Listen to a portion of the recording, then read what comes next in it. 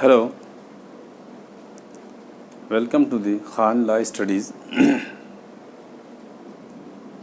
इसके पहले law of contract पर एक इंट्रोडक्टरी लेक्चर आप तक पहुंच चुका है। आज हम लॉ ऑफ कॉन्ट्रैक्ट की डेफिनेशंस को आगे बढ़ाते हुए लेसन 2 डिस्कस करेंगे और लेसन 2 है proposal section 2A। What is proposal? प्रस्ताव किसे कहते हैं? सेक्शन 2A सेज कि when one person signifies his willingness to another person to do or to abstain from doing anything, to do or to abstain from doing anything with a view to obtaining the assent of that person to such act, he is said to make proposal. इसको ध्यान से पढ़ें।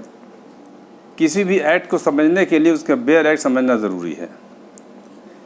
Where one person signifies to another person his willingness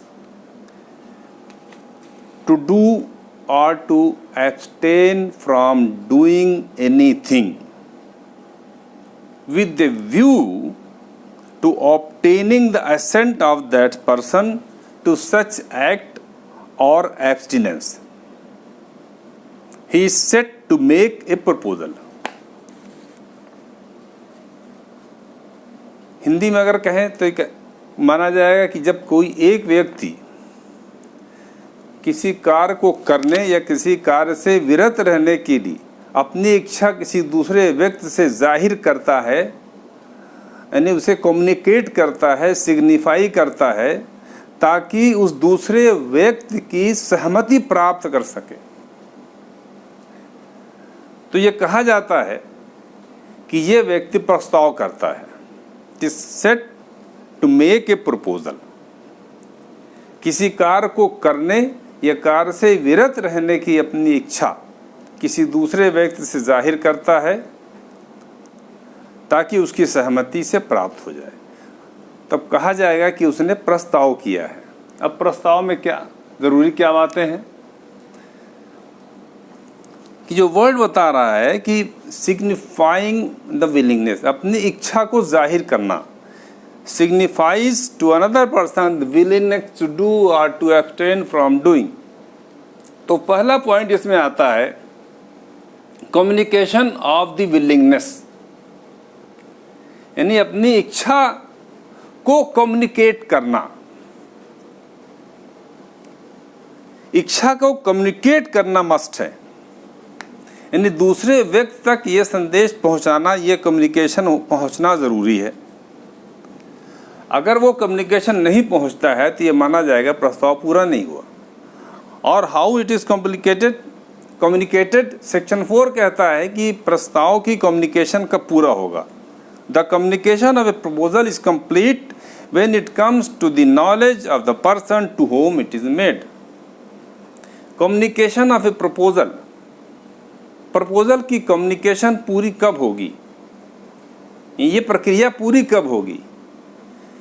जब इसकी सूचना, इस प्रस्ताव की सूचना उस दूसरे व्यक्ति तक उसके ज्ञान में आ जाए, तब ये कहा जाएगा ये उसकी सूचना पूरी हो गई।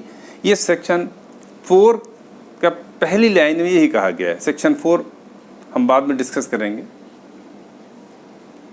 दूसरा पॉइंट आता है प्रस्ताव के लिए ज़रूरी होना, there must be intention for creation of legal relation, यानी प्रस्तावक का एक इंटेंशन होना चाहिए कि एक कानूनी रिश्ता कायम करना चाहता है, एक लीगल रिलेशन वो क्रिएट करना चाहता है अपने प्रस्ताव के द्वारा। जैसे एक केस था बेलफोर वर्सेस बेलफोर। बेलफोर वर्सेस बेलफोर में हस्बैंड वाइफ का मैटर था। हस्बैंड ने ये वादा किया था कि जब वो हस्बैंड का ट्रांसफ़र हो जाता है और वो अपनी पत्नी और बच्चों से उसने ये वादा किया था कि वो अपनी पत्नी को और अपने बच्चों को जब तक वो वहाँ पर मौजूद नहीं रहेगा, अनुपस्थित रहेगा, उनके साथ नहीं रह पाएगा, तो उन्हें वो जो है मंथली कोई खर्चा देगा, उसका मंथली मेंटेनेंस उन्हें देगा। ये केस जब लॉर्ड एटकिन के पास पहुंचा तो लॉर्ड एटकिन ने कहा कि बहुत से एग्रीमेंट ऐसे होते हैं, खास करके पति पत्नी के बीच, जिसका आशय जो है, इंटेंशन जो है लीगल रिलेशन इस्टेब्लिश करना नहीं होता है। तो ये जब पति पत्नी ने जो दावा किया इस पर, तो उसका दावा फेल कर दिया कि वो जो प्रस्ताव उसने किया था, जो उसने वादा किया था, प्रॉमिस किया था, वो जो है उसका इंटेंशन कोई लीगली अपने आप को बाउंड करने का नहीं था। लेकिन इसी से रिलेटेड अब एक दूसरा केस इसमें है, इसे कहते हैं 3 लेडीज केस। 3 महिलाएं थीं, there were 3 ladies, 2 of them being mother and daughter. 2 उसमें से माँ थी और बेटी थी, एक उसकी गेस्ट थी। ये लोग जो क्रॉस वर्ड होता था, पेपर में निकलता था वीकली, उसमें पैसा लगाते थे, और ये पैसा माँ, बेटी और गेस्ट तीनों मिलके लगाते थे, अलग अलग लगाते थे। इन 1 वीक ये क्रॉसवर्ड जो पजल होता था, इसमें प्राइज जो जीत लिया, माँ के नाम में जो पजल था, तो माँ ने प्राइज जीत लिया और माँ ने प्राइज को डिस्ट्रीब्यूट करने से मना कर दिया। यहाँ फिर इंटेंशन का सवाल उठता कि क्या इन तीनों का इंटेंशन कोई लीगल रिलेशन कायम करने का था? कोर्ट ने कहा she was bound to do. Y?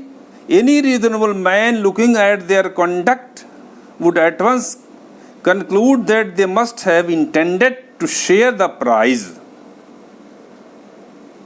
कहते हैं कॉमन मैन भी अगर इस पर, इनके आचरण को, इनके कंडक्ट को देखेगा तो उसका किस रिजल्ट पहुंचेगा? He would conclude that they must have intended to distribute the prize। Prize में शेयर था, उसको बांटने का इंटेंशन इसमें था। ये केसला पूछा भी जाता है, और यहाँ पर इंटेंशन ये माना गया क्योंकि वो ये 3rd पर्सन थी, वह गेस्ट थी।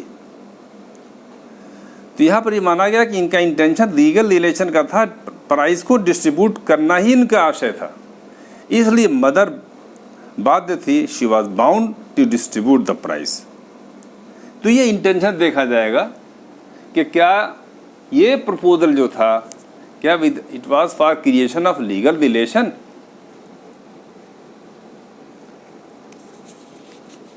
इंटेंशन में ये 2 केसेस आ गए, एक तो बेल्फोर वर्सेस बेल्फोर आ गया, और ये 3 लेडीज केस का आ गया। अब एक होता है ऑफर, जिसे हम कहते हैं जनरल ऑफर। एक जनरल ऑफर होता है,